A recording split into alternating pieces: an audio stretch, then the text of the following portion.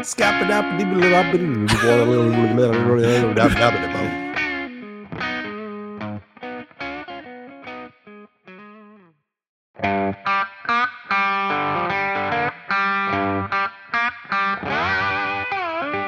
once again to Chill Filtered, the podcast where we drink whiskey so you don't have to, but you probably should. You probably are. Hey, that's why we like you. This episode, we're drinking a scotch. Not only a scotch. Normally you think Highlands, Speyside, you think of Islas. This time, we're thinking about Campbeltowns. First time ever that we've done a Campbelltown on the podcast. Wow, which I'm excited about. That's cool. Yeah, Campbelltown has a lot of cool geography, I guess, and like history. We'll get into a little bit of that on the history portion of the show. But before we do any of that stuff, let's talk about some business. I'm going to say it for the third time in a row, maybe even more than that. Comment on YouTube. We love that stuff. It's like it keeps us excited throughout the week. It's like, oh, thanks for commenting. And thanks for, sharing something funny or random or whatever. And we're down. So comment on YouTube, subscribe on YouTube would be helpful too. And yeah, we're moving on up in the subscriptions. So, but we still need more, we're hoping to get to at least 500. And, since we started as a podcast, like an audio podcast, we're a little late to the game, but we're working our way up, and we don't want to buy it. We don't want to, I don't know. It just doesn't feel right buying subscriptions. Whether that means doing giveaways so that you subscribe or anything, it just doesn't feel right. Yeah. So we're organic over here. Not saying other people aren't. Some people aren't. Don't get me wrong. But some people also aren't. They're just much more successful than we are. And that's okay. But we have fun and we keep going. So, it's funny. I'll say this. I'm not going to name any names, but I've noticed that some other podcasts out there have quit. Really? There's a few that either have quit or gone on a long-term hiatus. Because I don't know. I don't know what they're expecting. Or I don't know why they, went under, or not went under, but they stopped. But I'm like, look at us closing in on 350 after all these years. Look at you. Yeah. Look at you. No, man. I've only been here for 50 episodes or something. That's true. Yeah. I think you've been long. Yeah, you've been 70 now. Yeah, for sure. At least. There's this YouTuber, and it has nothing to do with whiskey, but he's a really funny guy. Some people probably already heard of him. His name's Brad Leone. He used to work for Bon Appetit, and he did these really funny videos. Very fun guy, but also very good at cooking and stuff like that, and good at creating things in the kitchen. That's why I used to watch him, because he would do fermentation videos and stuff like that. Oh, cool. But he's so funny to hear. You almost feel like you're a friend of his just by listening to him. And nice. He's very I don't know, jovial is probably the word, but also just he's very friendly and just fun. And he's from Jersey and from New York and Jersey area. And nice. One of my favorite phrases that he says is, he's like, "Look at us, man. Who's better than us?" And and I always tell my daughters that. I'm like, "Look at us, Beck. Who's better than us?" And she's like, "So much." Because one of the other things I ask her all the time is, "Do you know how much we love you?" And she says, "So much," and she doesn't know how to handle the first question, who's better than us question yet. So that's she's super cute. So have you seen the so Paul Rudd? We're big fans of Paul Rudd over here. Did you see the Hot Ones episode with Paul Rudd? Oh, where he's like, "Look at us." Or what did he say? I know what you're talking about, but he's like, "Look at us." And I think he said that to me one time. Yeah. So now, man. I'm sure if I sent you something, here's what I sent you. Somebody recut the Paul Rudd Hot Ones episode so that as the camera cuts, it's Paul Rudd sitting across the table from Paul Rudd. Oh, that's funny. So it's like camera to the right chair, and it's Paul Rudd look at us, and then it cuts to as if it was the camera on the left chair, and it's Paul Rudd look at us. Oh, that's great. I got to check that out. Yeah, it's so funny. Yeah, I think we brought that up one time when I was like, "Hey, we're progressing as a podcast," and you sent me that gift. So it was great. Also listeners, but not listeners, viewers. That's right, viewers. Any notice behind or at the behind me? That's right. There's another column of rows. So my Columns full Road. wall is taken up now. So you get the chill filtered logo, and you get a bunch of bottles in every direction now. So I'm So excited. new Mhm. shelves Yeah. equals more bottles. Yep. Which how did you decide what new bottles That's a made the great new question. shelves? Where'd they come from? Did you pull them Yep. from downstairs? What happened? No, good question. So yeah, they all came from downstairs. I wanted them to be uniform. So obviously we see right here is Driftless Glen. And I had three separate options of Driftless Glen over here. One was like a 4-year, one was a 5-year, and one was an 8-year. And then I only had a few other like options that I only had like the same kind of variety of, and Booker's was one of them. And then I actually have Weller Special Reserve, Weller Full Proof, Weller Teak, and Weller 12 up there, so they Nice. fit too. Yeah, Nice. Yeah, I couldn't yeah. tell. I knew the ones at the bottom, they look a little shorter. My guess Hmm. was going to be Blanton's because the toppers look like dark. There's not a lot of light on I them could over see there. that. Yeah, So like I Blantuan. just assumed it was a big heavy metal horse topper or something. Yeah, yeah. Anyway, No, yeah. that's Driftless Glen, baby. Cool. Brand that we'll be very familiar with should things work out in our favor. Yeah, yeah, definitely, definitely. um, so yes, you go first. How's life? Yeah. Yeah, life's good. I got a new espresso grinder. Ooh, a grinder. Okay, is it Yeah. manual? No, no, no, no. No, it's Ooh. so the grinder that I had previously was a Uh, what brand Barazza, whatever. It was a of set course, Italian. SETTE set 270, and it was Okay. nice. It's a very good grinder.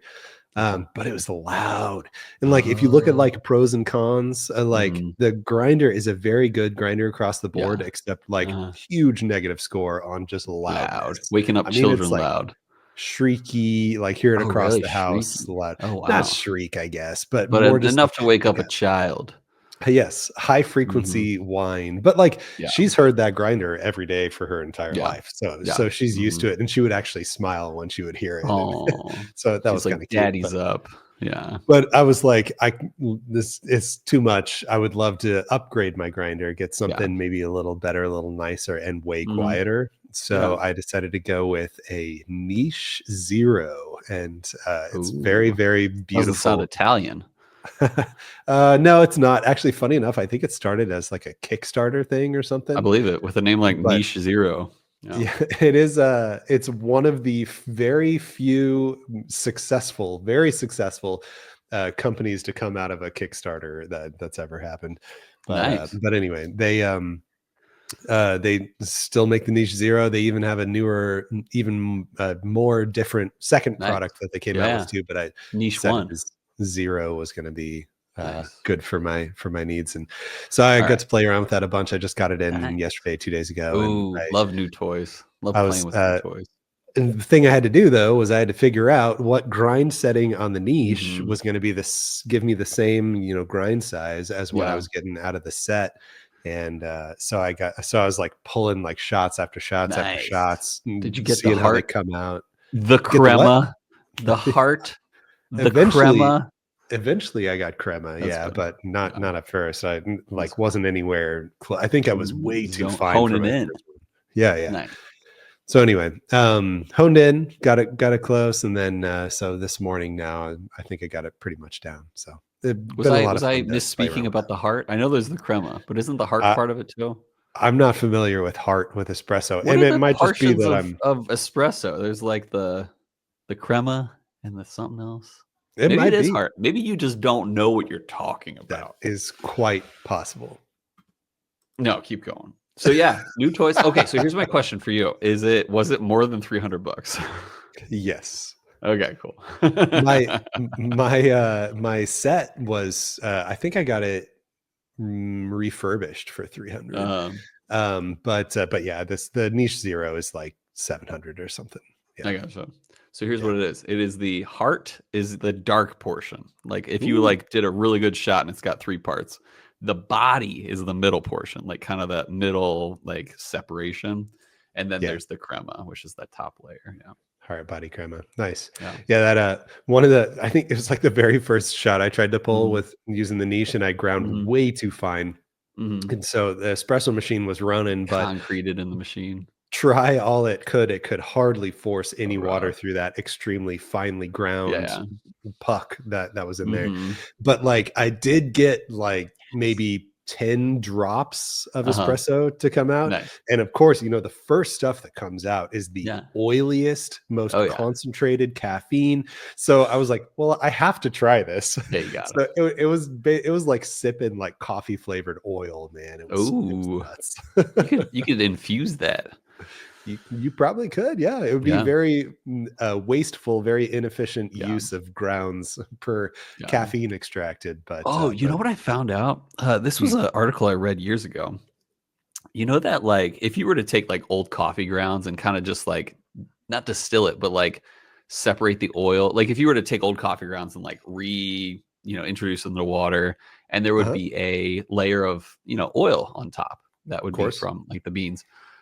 They found out that that can be used for jet fuel. Of course, it's extremely inefficient, but they said it is one of the most, like, whatever, I don't know, useful, like, fuels of Wow, something. Like, they were like, "No, it's, like, really powerful. You just can't get much, so it's completely inefficient to do that." that's interesting, Yeah. yeah.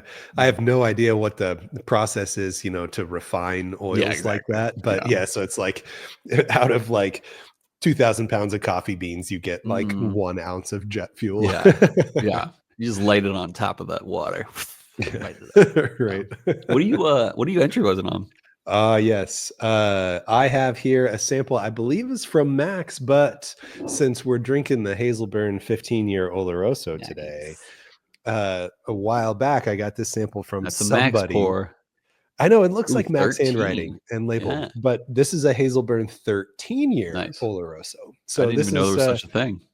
I know I didn't either till I saw it on his willing to dole out sample What list, a but baller. um anyway, so basically same thing as we're drinking today, but it's 2 years younger. Hmm. So what about you? What are you drinking? I too have a burn as opposed to a Glen. I have Mossburn, which is an independent bottler. Um, they took an Altmore pour or barrel and made a single barrel out of it. 12 years. I brought this up many a time, but I just killed the bottle, so you'll never see it again. Distilled in 2009, 12 years old. You not only cognac, but I think it was Oloroso as well. But either way, it is cast strength at 63.7%, Ooh, and it's delish, and it's done. And I literally just finished the pour too. So nice. Did you say how old it was? How many years? 12. 12. Cool. Yeah. Yeah. So another burn, another burn. There's Yeah. the Glens, there's the Burns, and then there's the Moors. Yeah, So, more. Yeah. and the Moops, of course, too. Yeah. Yeah. The bleeps, the sweeps, and the creeps. Yeah, exactly. I like that. Where'd you get that from? Is that from something? Dude, the Spaceballs. Oh, it's been a The guy while. manning the radar, he's like, "We got the beeps, the sweeps, the bleeps, whatever." And then he's like, Oh, I love that. I haven't gotten too into Mel Brooks stuff, but I'm not against it. I just never had the Oh, man. time. I loved Uh, I grew up on Mel Brooks stuff for oh, sure. it's Young great. Frankenstein, Oh, favorite yeah. movie of all time, I Dude, think. Robin Hood Men in Tights? Like, Yeah. Yeah, I yeah. know I've seen that 3 or 4 times, but, Yeah. that's not one that I could just, like, quote the heck out of. Yeah, Yeah. for sure. Mel Brooks, man. What a dude. So Um, what are you up to? How you been? oh, lot been, a lot gone, a lot in process.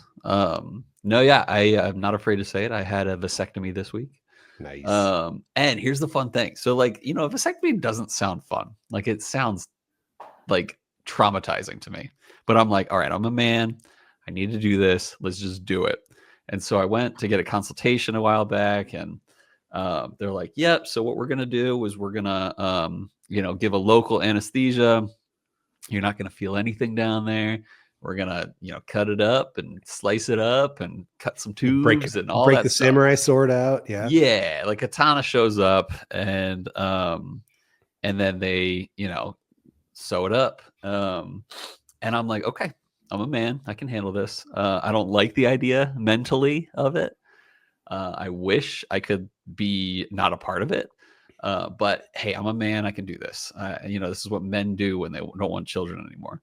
And so um, And so I went they called me again to schedule, and they're like, just so you know, you're going to be, local anesthesia, all that stuff. And then they do one more call a week before that, asks some medical questions. And they're like, hey, have you ever had a bad, problem with any anesthesia? And I mentioned my sister, and they're like, okay, cool. But that you're not going to go under, which is what happened with my sister. And they don't know what happened fully, but that's kind of one of our fears as a family, is like, what if what happened to Trisha when she went under anesthesia happens to us?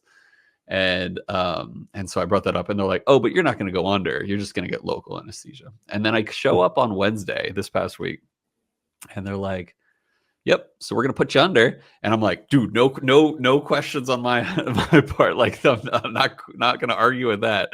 And like, I wasn't worried about what happened to Trisha to me. I was more worried about the mental aspect of getting a vasectomy for you. And so they're like, yeah, we're going to put you under. You're going to wake up and it's all going to be done. And I'm like, wow, done. Like, no questions asked. Like, no, arguments against. Yeah. And so they did that, and I'm healing up pretty well. It's actually the whole experience, even the healing, is much better than I expected. Good. Like some people, like one of my friends, he said that was the worst pain he's had in his whole life. Oh, wow. And I was like, what? That doesn't sound normal. But then I talked to other people who are like, yeah, it feels like he kind of got kicked on the balls all week. And even with that description, I'm like, no, this doesn't feel that bad. Like, it really, like, there's healing to be done, and there's uncomfortability for sure, and there's discomfort. Yeah. But altogether, it's much better than I expected. So go get yourself a vasectomy, everyone. Just put on there. Also, not afraid to say that I did also have the same thing. Yeah, this year, right? Yeah, I guess it makes sense. Your daughter is less than a year old. Yeah, right. For me, it was, I'm not sure that it was the worst pain I've ever had in my entire life, but it was pretty darn bad. It was probably top three, during 5. The procedure or after during the procedure. Yes. It was to the point where, like, I was uncontrollably going and tears were like starting to drift down. That's why I didn't want to be awake. Because of things like that. And but then after the procedure, was all that pain in just like it wasn't anywhere near what you dealt with in the surgery? Correct. Okay. It was a dull ache, like I had gotten kicked in the nuts for at least several days. I don't remember how many days. Maybe I've blocked it out, but it was at least several days of me just like feeling like just a muscle sore ache down there. Yeah. So like my pain, and there's some people listening that have hung up by now or skipped ahead by now, which is fine. That's okay. But we're real here. And no, my pain, there's a dull ache, but it's not that bad. And I'm not saying like I'm stronger than anyone that's dealt with a worse pain. No, I just feel like maybe I just got very fortunate in the cutting or whatever, the snipping or whatever. Well, I had somebody that I talked to about it. I don't even remember who it was, but they were talking about processes and what the doctor would choose what method the doctor would do. And again, I don't even remember what the conversation was, but it was the takeaway was that their doctor had done something completely different with the inner workings than what mine did. So there must be some technological advancements or something that some people can reap the benefits of and others can't. Yeah, exactly. That's exactly right. Yeah. I am curious, but there's no way to know. And frankly, I don't want to know exactly what went on with yours relative to exactly what went on with mine. Yeah. Whatever. No, for sure. Yeah. I just woke up and I was like, hey. The funny thing about anesthesia, at least the ones where you go under, the funny thing is, like, I don't remember taking my socks off or putting my socks back on, stuff like that. Great. But I remember, like, and I wasn't super loopy, but all I remember was, like, I had to have taken my surgery socks off and put my other socks on, but I don't remember that part. Nice. Then, I got in the car and Heather drove me home. And yeah, it was a funny thing, but it wasn't too bad. And I'm sure everyone has a very different experience, as we've already been able to basically tell. Yeah. So, that was me. No more kids. I told no more balls. I was hoping to tell my dad. So I have 3 older sisters. and I'm the only boy, and I just had 2 daughters, and I'm stopping there. So the Sebald name does not live on beyond my kids getting married, basically. So yeah, that is just not a thing that mentally bothers me in the slightest, man. I dude, just, I only want dude, it wouldn't be worth it. I only wanted girls, yeah, and I don't care. I mean, I don't care. Yeah, it's a name. right. It's a name. They'll remember me. It's like the No name versus the Beam name. It's like the No's are running the show now. Yeah. Beams are legendary, but the No's are running the show. So I'm Yeah. sure my daughter's beautiful and amazing, and hopefully very sweet and amazing husbands will take on the Sebald name in a different direction, and the distillery will live on, if you know what I'm saying. So the distillery will live on, if you know what I'm saying. The James B. Beam Distillery will live on. So perfect. What's your middle name? No. My middle name? Yeah. Daniel. Cole Daniel. How did I not know that? You said the James B. Beam, and so I was like ready to like make a joke, like the Cole D. Sebald Distillery. Yeah. Well, so you're a JB. I mean, sorry, you're a BJ. I am a BJ. So you're like a James B, a JB Beam, that's true. But you're a BJ Rap. So what does if the B stands for Bryan, man, he and I close. What does it stand? Beauregard. Oh, that's right. That's right. Yeah. I should change my name to Beauregard. You should. Beauregard. Is it James? Yeah, James. Yeah. James Rap. I would accept that. Beauregard. Right. But you'll just go by Bryan. It'll be your official name, though. Imagine like nowadays, like we just had a son. Come meet my son. His name is Beauregard. Beauregard. Like, what? Yeah. You chose what name? Yeah. When I used to work in Louisiana, shout out to Bryce Merida, where I met. In Louisiana? Where I met. No, in New Orleans. Yeah. Oh. I met Bryce working for Habitat and other associated charities down for Katrina relief. Nice. And we stayed at a camp called Camp Beauregard. And then they changed the name to Camp Hope. But Bryce probably saw that one coming as I was about to say it. He's like, oh, I know Beauregard.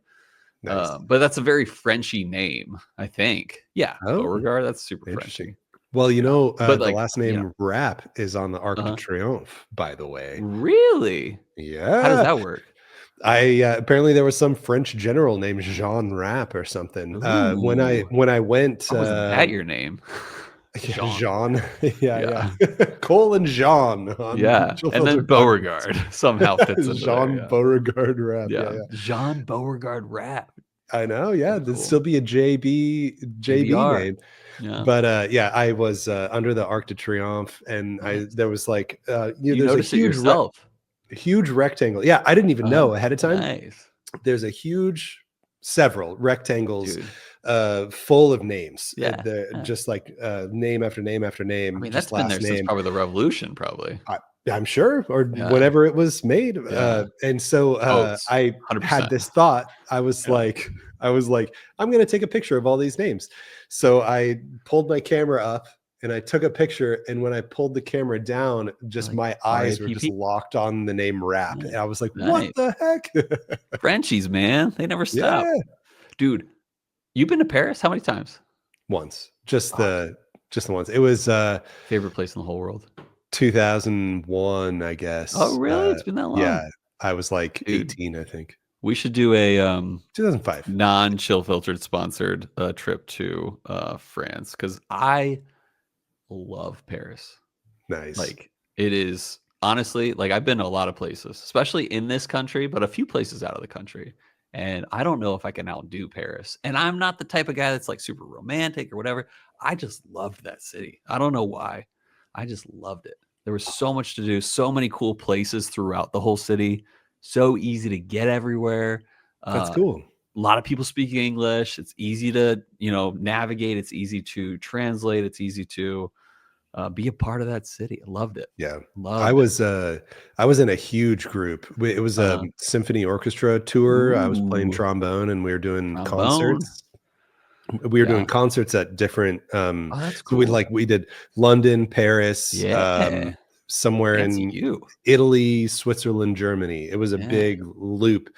And so I was with like 400 other 18-year-olds, and we were just going around Europe. It was awesome, but like I was in a huge group, so we didn't like get to really experience Paris. That's we were in our own buses, and the buses took us everywhere, and blah blah blah. If we don't go together, as fams or something like that, I'll tell you all the cool places to hit up. Like, I love that city. Yeah, love it. Definitely.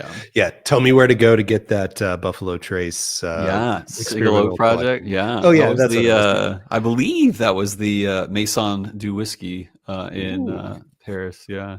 Nice. If we do a Scotland trip, would you extend it a couple days to fly down to Paris and make use of being over there?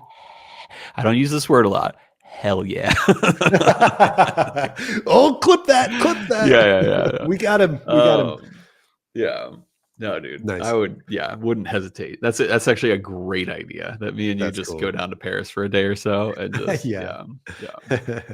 Dude, that would be the business. And going like traveling from Scotland to you go to Inverness to Paris, it's probably going to be like $70. That's what I was going to say. Yeah. So, and it'll probably be very easy to fly out of Paris back to like the US. So, I mean, and the distances over there too is probably like hour and a half flight. Probably, I'm totally just guessing, but dude, like my guess is hour and a half flight. Yeah, at the most hour and a half. Yeah, right. Dude, I love me some Europe. Paris. I didn't think I would. Cole and Bryan romping down the streets of Paris. You know what I should have said? With our hats on. What are those hats called? Our berets. Yeah. Yeah. With our berets with the little top. Yeah. We're skipping. Yeah. Our raspberry berets. Yeah.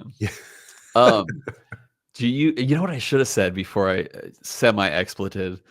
I should have said, pardon my French, and then say that. Too late. Nope. Yeah, too late. Exactly. Yeah. Maybe I'll edit it. So I'll be like, cut me, throughout the movement of the video doesn't match the audio, nor does the audio match. But anyway, all right, we should probably get into it. We're going a little long as we have been lately. The normal long. Yeah. Yeah, exactly. We're going to get into some history of Springbank Distillery. We're going to get into what Hazelburn is. And before we do that, we're going to take a quick break.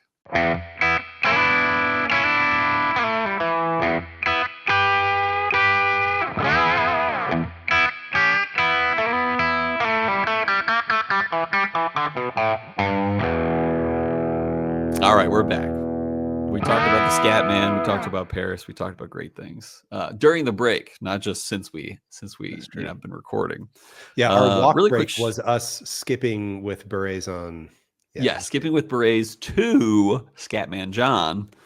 But yeah, it's a good time. Perfect. It's a good time when we take a break. We walk, we skip, we scat.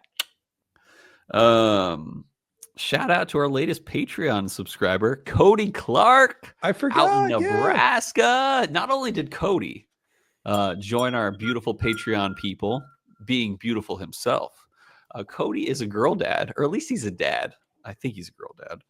But then on top of that, he sent us samples this week of things like Russell's Reserve, Single Oak Project, Camp Nelson F. Yeah. What a baller. Things. That was a good one. Good one. Yeah. Well, such represents Cody Clark. Yeah. Such a ding represents that baller. So thanks for joining the Patreon. Thanks for being a baller. So yeah, we're drinking. Speaking of samples, did you get some samples from this guy right here? Whiskey Shaman. I think it's set to arrive tomorrow. Yeah. Nice. And he sent a cool Glen. What a baller. Yeah. Well, I don't know if he sent you a Glen. I specifically requested one. Okay, cool. You never know with Randall, the Whiskey Shaman. Dude's a baller. So anyway, I sent him some stuff too, actually. I was like, hey, very good. Get some goodies. So good. Hazelburn Sherry Wood, 15-year, 2022 release. We'll get into it. This is not only our first Hazelburn whiskey on the podcast. This is also our first Springbank whiskey on the podcast, and it's also our first Campbeltown whiskey we've done too. So new things all around. We're going to talk about Springbank Distillery. Founding year, they got their legal distillation license in 1828, making it official. They had been apparently, like, everyone starts doing their own. Like, you don't just start and you're like, let me first get a license and then distill. No, that's not how it works in this business. Springbank is one of the oldest independent family-owned distilleries in Scotland. That's crazy. Same family-owned thing since 1828. Based out of Campbeltown. That's Campbeltown. Sorry. Scotland. And so I didn't get into the geography too much, but this cool thing about Campbeltown is it is on the western coast of Scotland. And you look at like Islay, Skye, some of these islands right off the Inner Hebrides or whatever they're called. And they're very peaty, they're very salty, they're very, it kind of fits the vibe of the western portion of Scotland. One of the cool things about Campbelltowns is that they fit into that niche a little bit, but they also fit into like kind of the mainland. They're a good mix. Campbelltowns are kind of a nice mix of Islas and mainland Scotland, like a even like what is that's not Talisker. Talisker Skye. What am I thinking of? Maybe it's Tomatin. No, Tomatin's not that. You're the pro here. What is the one that is like right near the coast, but it's not exactly. It's not Ben Nevis. It's Miles Ferguson's yelling at his car right now. And so no, I don't know if John Hughes is. Yeah, I can't help you with this one. And probably John. I don't know. Oban. Hey. Oban's the one I was thinking of, which is like sort of near the western coast of, but it's not exactly a western coast distillery, but it's kind of got a little bit more of that mixture of like Islay and, is it Oban? I don't know if it's Oban. Can you hear that in the background? Just barely, just then. Okay, good. Yeah, it'll end soon. But anyway, let's so yeah, anyway, I think my daughter's really sad right now. Oh, it's because she knows you're getting it wrong. Those Scotch regions, man. I think she really wants me right now. Right. I think that's what it is. Get it right. So anyway, based in Campbelltown. Yeah, I didn't know Campbelltown was so far down a peninsula. I thought it was like in my mental, in my map in my head that I created. Yeah, I thought it was more like mainland, but I knew that it was West Coast. But I didn't realize it was all the way down at the. It's like it's a seaport of a leg. Yeah. Mm-hmm. Dang. So you know what's crazy though? This is the fact of the podcast today. Campbelltown used to be historically known, and this is true. I actually looked it up. I was like, let me search first. What is the whiskey capital of the world? Whiskey without an E, and it said Campbelltown, Scotland. Used to be known as the whiskey capital of the world. And apparently there were like oodles of distilleries there because it was a port city. It was like where people came in and out of all the time. So they're like, well, we'll put a bunch of distilleries here. There are now remaining only 3 Campbelltowns these days. There's Glen Scotia. What's that? I thought there were only 2. Well, I hadn't heard of the other one. There's Springbank, Glen Scotia, and Glengyle. That's not Glengarry for the record. Glengyle. Oh, okay. Glengarry is a... No, I don't even know. And it's spelled very differently than it's pronounced, but I forget. Whatever. Who cares? Everyone cares. Everyone cares. Anyway, it was founded by Archibald Mitchell, whose descendants still own and operate the distillery through J&A Mitchell and Company Limited. Very different than Mitchell and Son. Oh, that's what I was thinking of. No, very different, which is the Irish pot still brand, which makes like Red Spot, Green Spot, all the spot whiskeys. There you go. And one of the few distilleries that truly remains independent in Scotland. Why they started, they were transitioning from that illicit distillation to that legal distillation. Hey, why not? But they were capitalizing at the time on distillation. Illicit with an E or with an I, not with an E. Capitalizing on kind of the boom of Campbelltown whiskey at the time. And they're coming up on their 200th anniversary in 3 years. They'll be a 200-year-old distillery. One of the most traditional Scotch distilleries, and one of the last remaining distilleries to practice floor malting. And you know how I know that is true? Because friggin' Max, was posting a bunch of stories this week about the floor malting at Springbank. And he got to get in there. Like, this is so cool. Like every video he put, it was like he was on the malting floor of Springbank. It was so cool. He said one of his messages was, I'm up to my knees in malted barley right now. I believe it. 100%. Literally, like up to his, it's so cool. And they were talking about, the cool thing was like, this is what you get from Springbank is like slightly peated stuff sometimes, because they're using peated whiskey, but it's dry peat. And I learned that from Max's videos, is that if you want to impart less peat and smoke on your whiskey, you use completely dried out peat, even years old, like aged, like dried out peat, because the more wet the peat is, the more it's going to produce smoke. That makes sense. Some of the stuff they use is like dry peat, which is super cool. Nice. And you'll see that as we read through some more of the history. All right, so still use floor malting, and they malt their own barley by hand.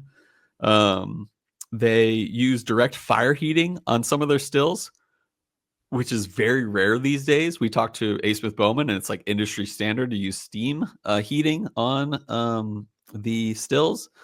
It adds depth of flavor, they claim, but it also is very dangerous because you're dealing with certain grains, you're dealing with certain dry grains and dry peat, but also the what do you call them? The volatile vapors are really risky with open flame. So they're doing some crazy stuff. Maintains the traditional worm tub condenser, which contributes to a heavier spirit style, which I believe is what I remember from drinking Springbank in the past. It's kind of a oily, denser, maltier whiskey sometimes. They are known as a single distillery production. And what I mean by that is Springbank is one of the only distilleries in Scotland that carries out 100% of production on site, from malting to bottling. And even they grow some of their own barley, malted by hand, fermenting, distilling, maturing their bottle without outsourcing any step, which is super cool. Is that the Springbank local barley? Is that what that release is? Mm-hmm. Nice. Yep. Mm-hmm. I heard so. That's good. Springbank. Oh, go ahead. I heard it's good. Yeah. No, I couldn't imagine it would be anything less than great. They do have 3 brands on the distillery. There is Springbank, which is known as lightly peated. It is 2.5 times distilled, and I'll get into that in a moment. But into a complex, rich, and slightly oily texture. On the other hand, there is Long Row, one word, heavily peated, double distilled, and showcasing a smoky Isla-like profile. On the other hand, there is what we're drinking today, Hazelburn, which is unpeated, triple distilled, and results in a lighter, fruitier whiskey usually.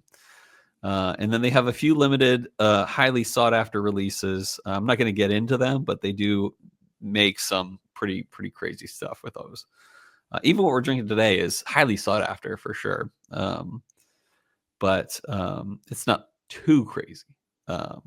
What sets them apart? I did write a little bit down about their 2.5 times distillation for Springbank. They have a unique distillation method where some of the spirit is distilled a third time, creating a hybrid between double and triple distillation. So they do portion of it as triple distilled, portion of it's double distilled, which I think is kind of funny. They claim it produces a whiskey that is both rich and oily, but is also delicate and complex. All the above. Check all the boxes.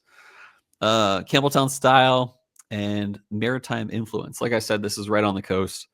One of the few distilleries still representing Campbeltown Scotch, known for its distinctive saltiness, oiliness, and complexity. The whiskey's character is shaped by its seaside location, absorbing a subtle maritime and salty influence during aging. Then they also do a cool thing. Apparently, they offer a in-depth tour and whiskey making courses to share their knowledge with whiskey consultants.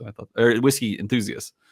And then, so what we're drinking today, Hazelburn Sherry Wood, 15-year. How long do you think they finished this whiskey in Sherry Wood?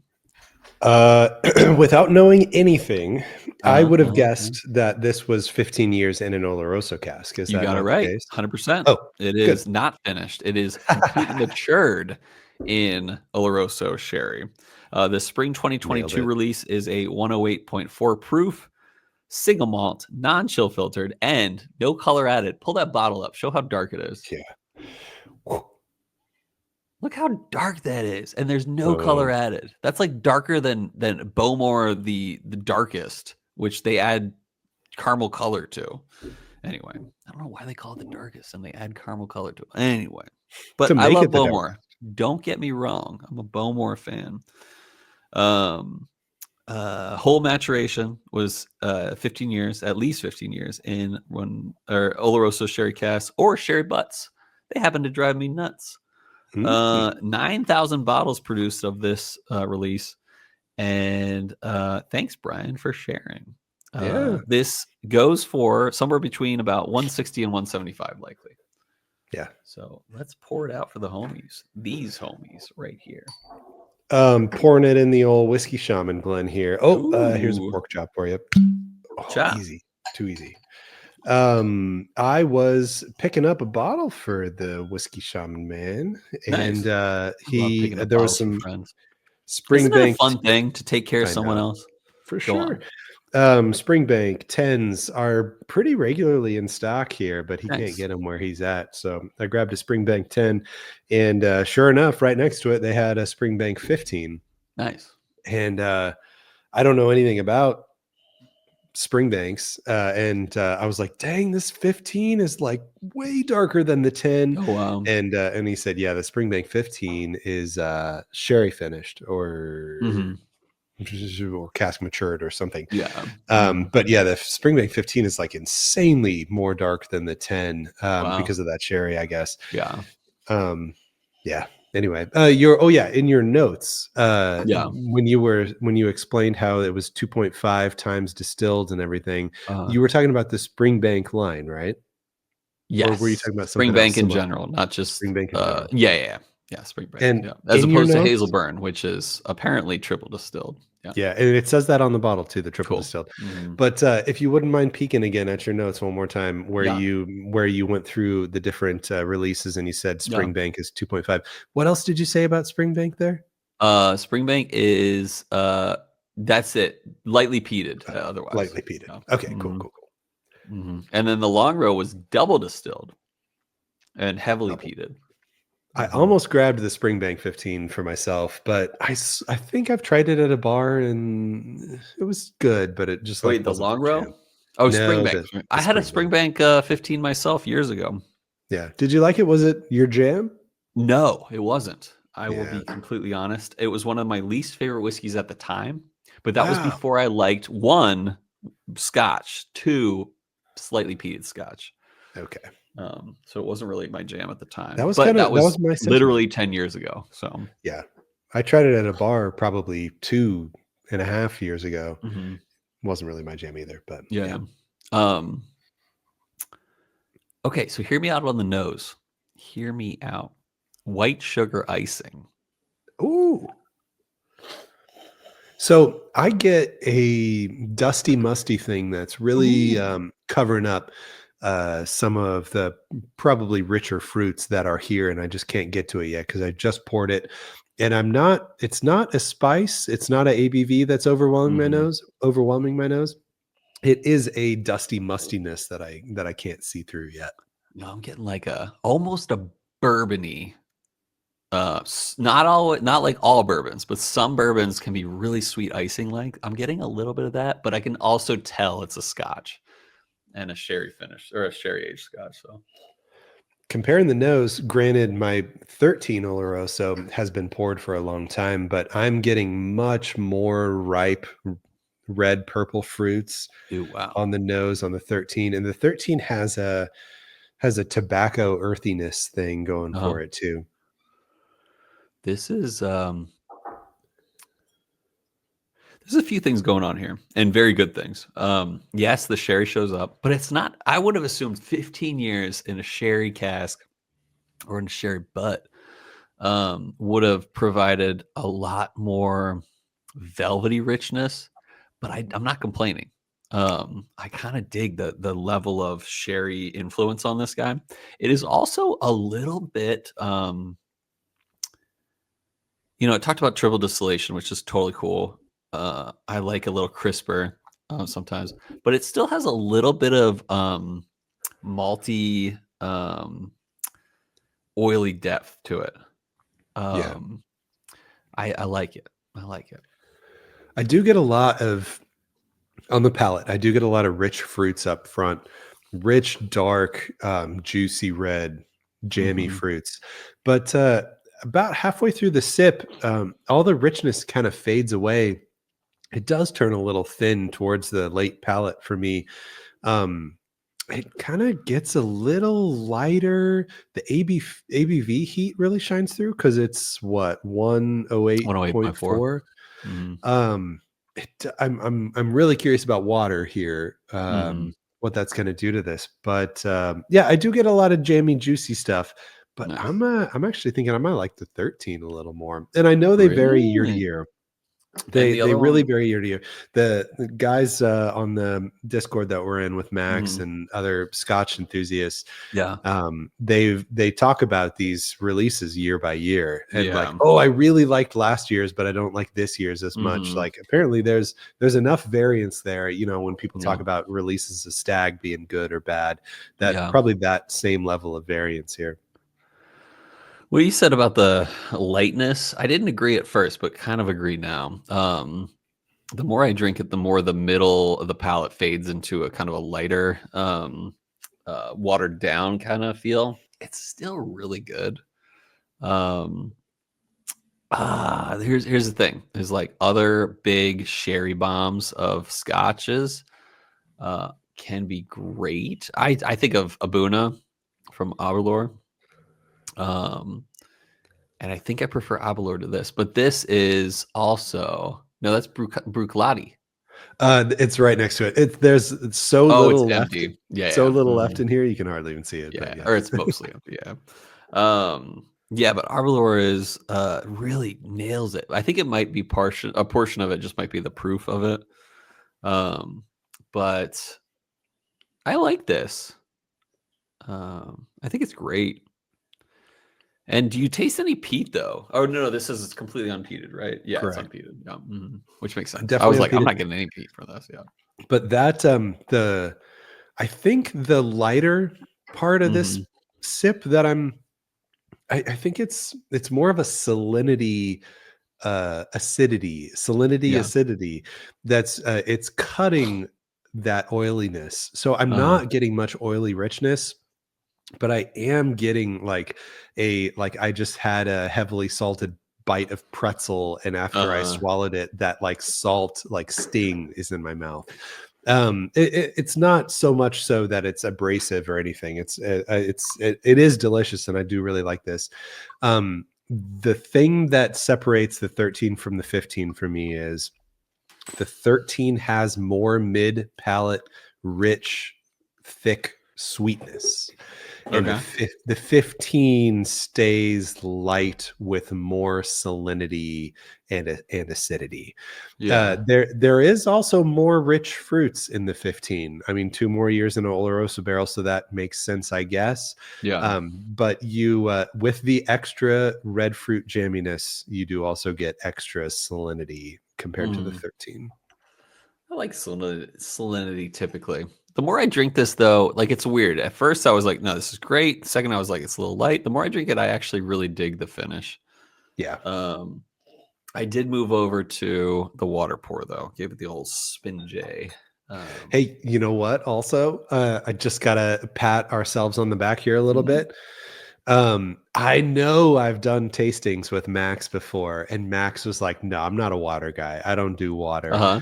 Sure enough, he's over in Scotland right Yeah. now, and he's like, "Everyone over here puts a Dude, couple drops of everyone does water it that in way in their Scotland. pours," and I gotta say, it really opens it up. Yeah, dude, and then that's the funny thing is like, and not to say like it's a progression thing, but I remember like when we started this podcast, Adam was like, "No, we gotta try it 3 different ways," and I was like, "No, we're like ruining the whiskey." But there are certain whiskeys that are truly better with water, Yeah, some really and surprise you. I gotta actually test this one because I just sipped it, but I forget what I got from it. Oh, nice. Yeah, I just put my water in. I got probably a little less than an ounce in here. I put 4 drops of water That's in there. good. That is Nice. good. Definitely sherry. Um, I want to say it's better palate than the water because I don't get that lightness, which is counterintuitive. Um, This It's is not counterintuitive. If the lightness is that salinity, like I was saying. yeah. Floral for sure, but not too floral. Not like Macallan floral. I wouldn't call this velvety, but it's right on the edge of velvety for a sherry Scotch. Yeah, I do think that the water, a couple drops of water, took away some of that red fruit. Not getting as much sherry influence now, but overall, I saw that. I saw you drop that ice cube. Yeah. Landed in the perfect place to pick it up. Overall, it balanced the pour out. So, like, I was getting two distinct peaks, one of rich sherry fruit and one of salinity, acidity. With the water, it really mellowed it out, so there's not as much distinct peaks anymore, and it's much just a well-rounded sip overall now. Not sure which I like better, actually. So, okay, here's a note we typically get from sherry whiskeys, sherry finished or sherry aged whiskeys. Raisins. Are you getting raisins? Mm-mm. Me neither. So this is very different from your average sherry whiskey. This is too juicy to be raisin. Mm-hmm. This is not dried fruit, prune, whatever. Yeah, this has plenty of juice in it still. Yeah, I agree. The juice. Yeah, dig it. I don't know if I like it better with water or with ice, but I do like it better. Did you with say water. ice? Yeah, ice. I did the ice pour. Oh yeah, that's right. I saw you drop your ice cube. I forgot. I'm doing not a bitterness, but there's like something that it kind of just blocks the taste. It's kind of mutes it in a way, but I got my I just re-poured. I'm gonna do my one last neat sip here before I go ice. I did not adopt your 2 Glen method, which makes total sense and is what everyone should do. So Miles always told me. Yep. He pushed it until I did it. Yep. You gotta respect the turtleneck, man. Yeah. That's the phrase. Respect the neck, the turtleneck. That's so like, what's his name? When we did that one episode, what whiskey would you choose? Where you're like, what do you want to be known for? Like the nose or something like that. And Miles said the husband of the American nose, meaning Patricia was the American nose, but he should be the turtleneck. Yeah, little did you know you're already known as the turtleneck. Yeah. Man, I can't believe I only have this much left of this guy here. You've been putting it down. It's like sometimes good bottles just go too fast. Dude, that's why you should never open your seasoned wood. Yeah, because it'll be gone in a moment. Yeah, and there will be no enjoyment in the meantime. And you'll have Fondia, which we might discuss later. Good Scotch. I do think I like neat over water. I'm about to drop ice cube and I'll do it quick here, but I think I like neat over water. I do get more dark, like earthiness, and like my color in my brain that paints in my brain says brown when I sip this. So I get fruit and I get brown, which you get brown sugar or white sugar? No. It's not so much of a sugary brown, because I'm getting a white sugar. But go on. I see that. I see that because there is plenty of oak sweetness here that's in balance with the red fruits for sure. But I like neat. I like the highs, the peaks, as I explained earlier. So I'm neat over water. No, I'm definitely water. Now that I sip it again, neat. There is a notable oiliness to it for sure. Notable oiliness. That was my nickname in high school. Hey. I'm formulating my score. Nice. More tobacco leather on the nose with ice, and less about the fruit here. I can see a little tobacco in there. Yeah. Interesting. Yeah, I gotta try Springbank again, and I gotta try Long Road too, because I want to try a heavily peated Campbeltown. Dang, ice is nice. Nice.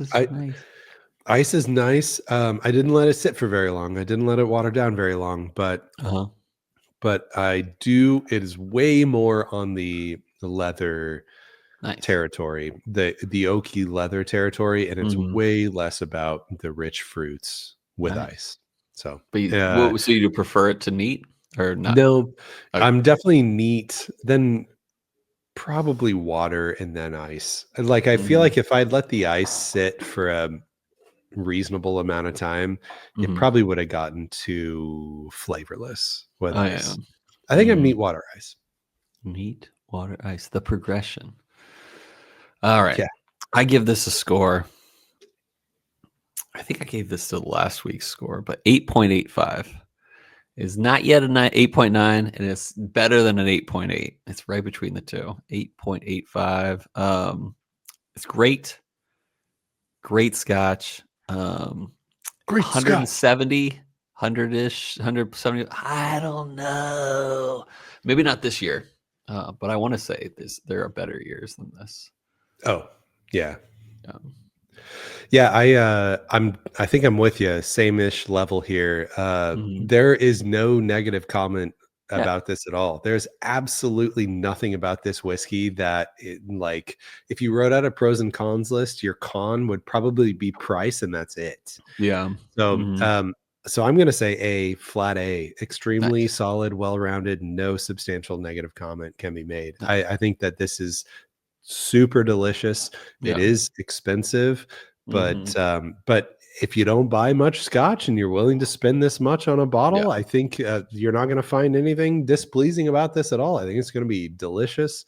And the Oloroso really shines through here. The salinity, the unpeatedness of this is right up my alley personally. So I think it's delicious. Yeah, I'm with you. I think it's great. All right, now that we've given our ratings, I think it's time for our next segment of the show, a segment that we like to call Whiskey World News. All right, everybody, welcome back. So this is Whiskey World News, and today is a very special day. This is unprecedented. This is unlike anything before. First off, let me say, you need to be keeping an eye out for Jack Daniel's 14. Oh, yes, sir. Jack Daniel's 14, as of this episode releasing, I believe 2 weeks ago now. 1 or 2 weeks ago, it released at the Jack Daniel's distillery. It's been out, it's out there, and I, from what I've hear, it's starting to be distributed to other states. Yeah, it hasn't hit Virginia yet, as far as I know. I've checked their website a bunch of times. Oh, nice. So if you're going to your store and you're talking to your liquor store manager, name drop Jack Daniel's 14, because it is probably only a matter of a couple days that it might start showing up at your store. So keep an eye out for Jack 14. And along with Jack 14 comes Jack 12 and Jack 10. Is the fourth release of Jack 10, and it is the third release of Jack 12, and it is the first release of Jack 14, which is why that's the very important one this year. But anyway, I thought it'd be fun to, I alluded to this in a previous episode. There was an event at Nana's Kitchen in Tucson recently where Chris Fletcher came, and he did a whole Q&A and everything. And our good buddy of the podcast, Patrick Slugafist. So he took diligent notes here, and I have notes to read from Patrick of the Chris Fletcher Q&A session. They were good notes that I'm just going to roll through some fun notes for you here. So you ready? All right. So first off, it is fine to call Jack Daniel's bourbon. Tennessee whiskey can be produced in other states, apparently. Tennessee whiskey. The qualifications. I'm pretty sure it needs to be made in Tennessee. Well, that's what people say about bourbon, Cole. I'm pretty darn sure. I don't know if Chris Fletcher knows what he's talking about, but go on. That's what I was like ready to make that joke. So to be investigated. Comment on this YouTube video if you find out otherwise. Chris Fletcher, if you're listening. He's totally listening. He listens every week. I gotta get that vasectomy chat. Yeah. Yeah. All right. So, did you know that employees at the Jack Daniel's distillery get a bottle of Old I Number did know 7 on that. the first Friday of every month? You knew that? I did know that. Yeah. Oh, cool.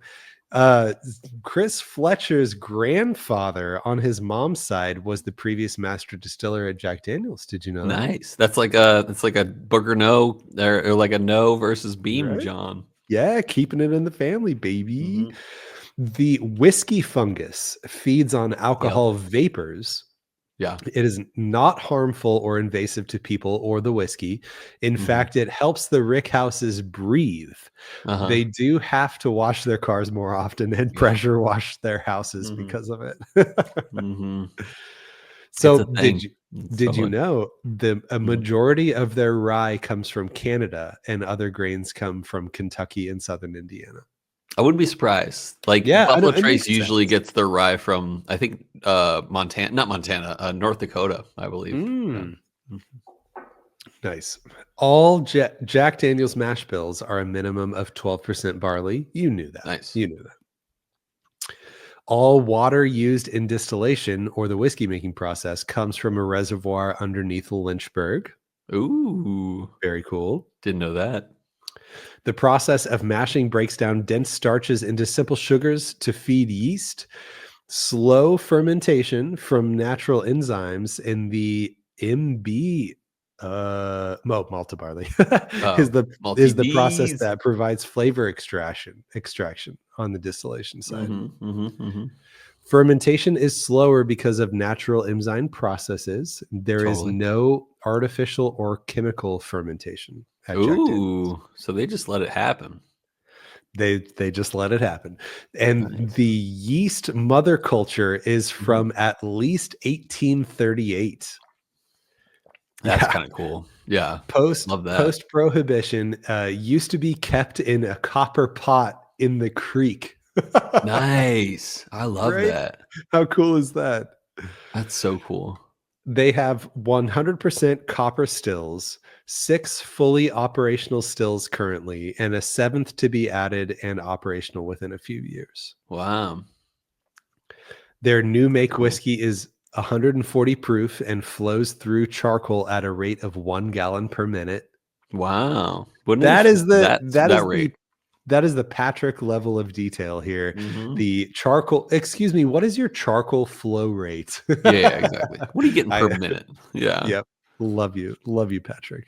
Yeah. Charcoal is maple wood and Yeah. fully combusted, eliminating all wood sugars. No Nice. flavor So components added that's a to the question I charcoal. always had is like the sugar maple showing up on the other end. No, it's like no sugars left. Like from the charcoal. That's what you were Mhm. thinking? Yeah. Mhm. There are 86 charcoal mellowing vats. Nice. Distillery tries to keep the average age of charcoal at 6 to 7 months. Oh, wow. Wouldn't have expected that long. Yeah. That's like the Tallest. Dickel spires were 12 foot. Yeah, the tallest charcoal Yeah. mellowing whatever. Mhm. Yep. So Gentleman Jack gets secondary charcoal Yep. mellowing after After barrel aging, aging. right? Oh yeah, you knew Yeah. that. Nice, Uh-huh. nice. There are plans to release whiskey that is not charcoal mellowed in the future. Interesting. Nice. So there is, oh, I love this one.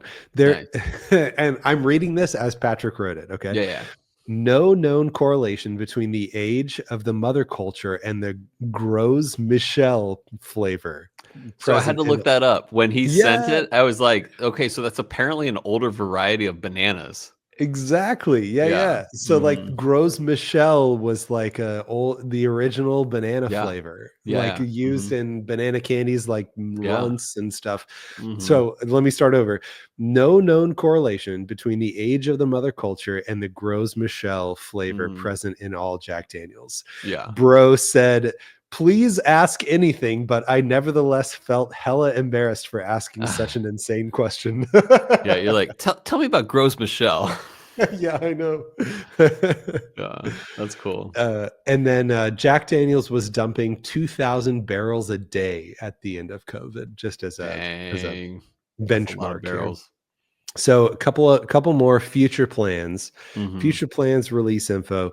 If it wasn't for the Coy Hill limited releases, Mm-hmm. the Coy Hill aged whiskey I would have like that just gone question. into old number 7. Yeah, it would have been blended in with the rest of them. Yeah. Yeah. Man, I'm so glad somebody discovered how delicious Yeah. that They're was on like, its I own. like this barrel or this warehouse's stuff. Yeah. I Right. like that. So And thank you, Slugifus. Thank you, Patrick, for writing down such good notes. I know for sure.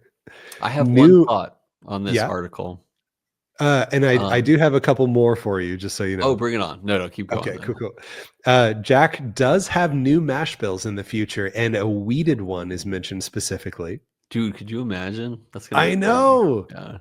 Jack 14 run was 24,000 barrels, and they are set up to produce it every That's a year lot of going barrels. forward forever. Did you catch Dude, that? that's a buttload of bottles.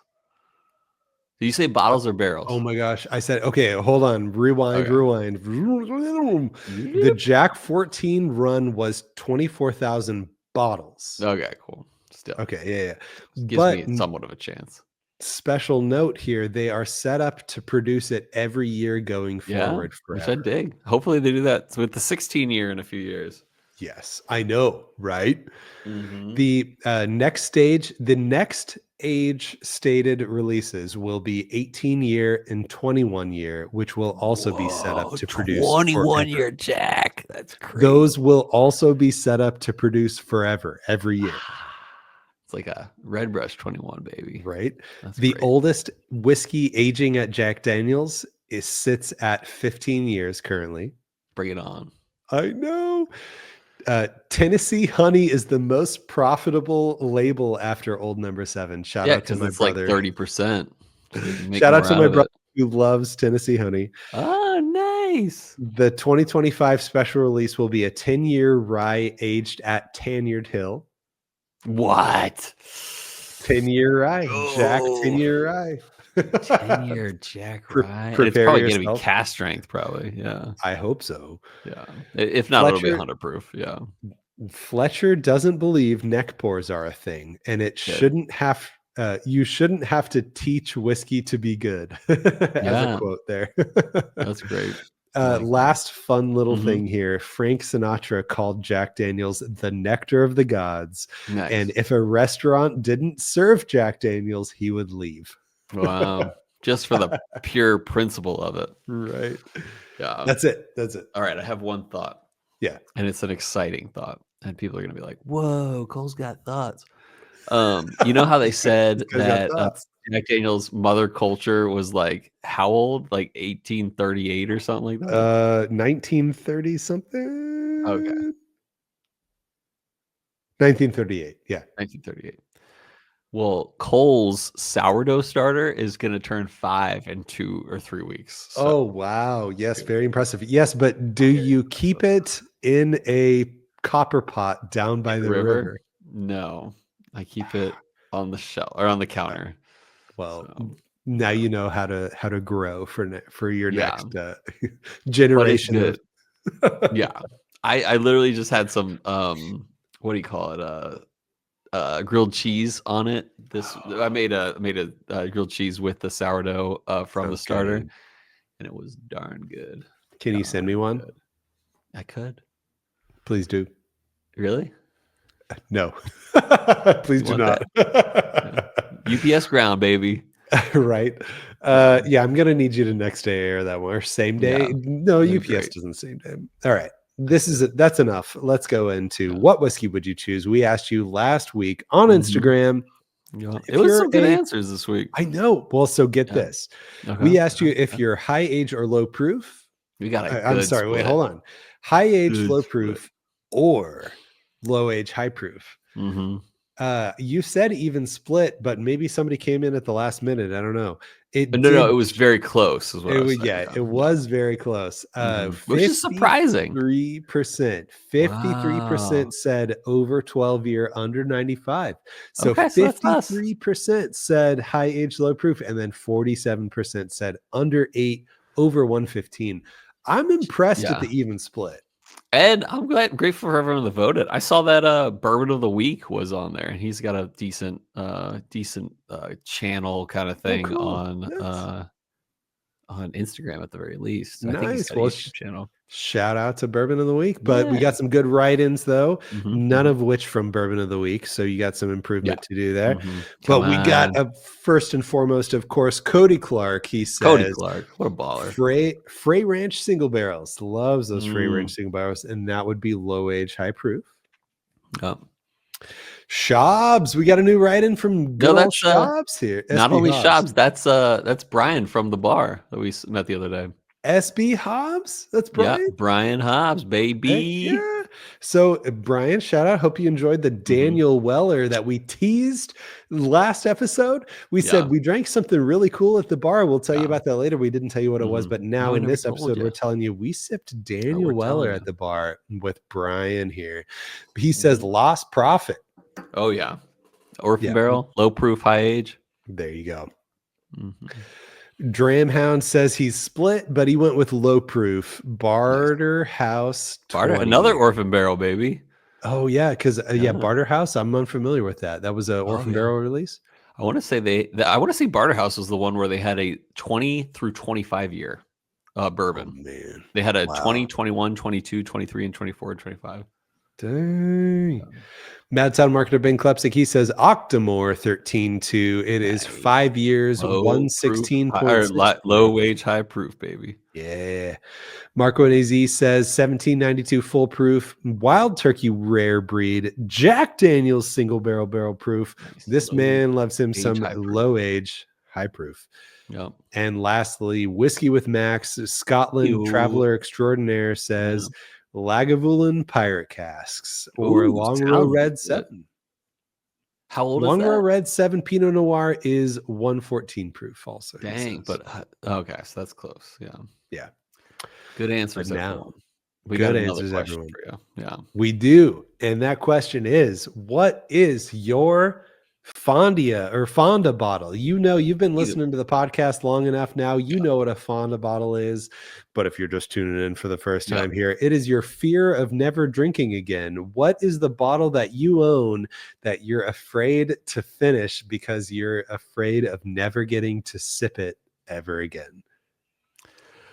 I have a clear answer for this one. Is it open? I haven't cracked it yet. No. Is it open? Should I make the rules be? It has to be a bottle that's open. Yeah, let's do that. It has to be a bottle that's open. It has to be open. I'm gonna go with if that's the case, this guy right here. The Russell's 15. Yeah, for sure. It's a hard one to drink because I don't want it to go. I don't want it to leave me. Yeah, tell me what your favorite notes are. What is it about it that really makes you? It's got beautiful oaky blackberry notes that are just beautifully matured. It's kind of one of those like perfect whiskeys, to be honest. It's got beautiful blackberry, nice brown sugary notes, but it's really well oaked. Yeah, it's delish. It's delish. Yeah. Mine is always hiding behind my neck in every episode. It is front and center at the back right here as I lean to my left. Nice. In the red bag right there, the Pappy 20. Goodness, that is. So it's a good bottle. No one can shame a Pappy 20. Like people are like, it's not worth what people do. It's still good. Yeah. Yeah, I know. Right. Yeah. The secondary market pricing might be a little ridiculous on that. Yeah. Oh, yeah. Which, by the way, I meant to say, dude, the Jack 14 secondary pricing has gone up from 500 to 700 now. It's up at 700. I don't like that. Yeah. But some people may say it. Of course, no bottle of whiskey is worth $1,800, but Jack, but Pappy 20 is delicious, and it is my fear of never drinking again because I'm gonna someday I will finish this bottle. It is open, by the way. Nice. It is. I've seen it. I've tasted it. Yeah. I sent a sample to Cole for the Christmas episode or whatever. But someday that'll be empty. And someday I'll be at a restaurant and I'll pull up the menu and it'll say, would you like a pour of Pappy 20 for $200? And I'll say, Absolutely not. Yeah, that's where you win, because the funny thing is that they make Pappy 20 every year. So like that's to your benefit. But I mean, Where like technically they might be making Russell's 15 every year too, but some of hopefully. the bottles they don't make anymore. Yeah. So that's Hopefully. Yeah, there was no Russell's 13 drop when the 15s dropped, if really, I I didn't know that. remember Okay. correctly. Mhm. Yeah, right. Yeah. Release 5 came out forever Bottle ago. that Jack. I know we need Patrick to go do an interview with the Russell's guys. Who Yeah. do you know their name? Who's the Russell's guy? Campari. The Jimmy Russell. Oh, Jimmy Russell. Yeah. Yeah. Mhm. Yeah. What's the last name of the guys who are the Parker Russells? Beam. Yeah. Yeah, that's it. That's it. Yeah, Mhm. yeah. Yeah. All right, so Um, that is the question. What is your Fondia bottle? So we'll be posting that on yeah. Instagram. We want to Hoping to hear hear about yours. from you. Gotta be Again, it is open. a requirement. It is Yeah. a bottle that has to be open. What are you scared of finishing and never Yeah. drinking again? Mhm. Yeah, totally. All right. What are we drinking next week? I know what we're drinking next week. Are Yeah, you ready for this? I'm ready. This episode here is episode 349. It's going to be episode 350, representing almost 7 years of this podcast. So we are finally publishing the A. Mhm. Smith Bowman interview that we did with David Bach. Yep. Spoiler alert, the audio is fan-freaking-tastic. Better than last year, that's Yeah, for we sure. Yeah. nailed the audio. It is a Mhm. fantastic episode. Give it a listen because you'll get a lot of good insight from David Bach on what they got Oh, he's going on great. over there. Love And that we guy. sip the new Cast Strength number 4 release, which if you And won the lottery, you Mhm. are in your pickup window now to go pick up one of those bottles Yeah. in person at the A. Smith Bowman Distillery. And we also sipped the recent American Oak release, Yep. the Yep. Abraham Bowman Oak series, the Yep. American Oak release. It is delicious. Tune in to find out which we How like delicious. more Yeah, than the other one. exactly. Yeah. Yeah, so I hope you guys enjoyed. And I hope you guys will tune in next week for a baller of an episode. I hope that Emma continues to do this new adorable thing that she does, that when she is eating something she really enjoys, she sits in her high chair and she bobbles back and forth Does like a this. happy dance, a happy food dance. Yeah. Dude, I hope that too. I hope Emma does all of her happy food dances. And I hope Emma is excited to turn 1 in like 4 months. I know. Yeah. She's a Coming big right girl. up. She is a big girl. She really Like, is. she is, like you said, she was over 20 pounds. She's 21 and a half. She weighs more than Reed, who's 4 months older than she is. Dude, Gray is like 23 pounds. Oh my god. And she's almost 2. She's a And monster. she's like above the median.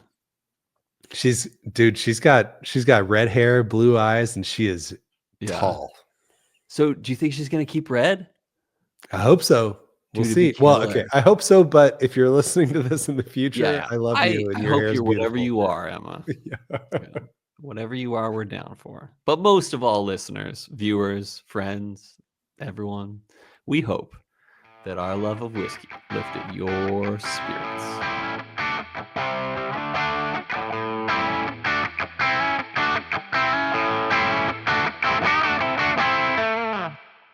And the distillery will live on, if you know what I'm saying. So.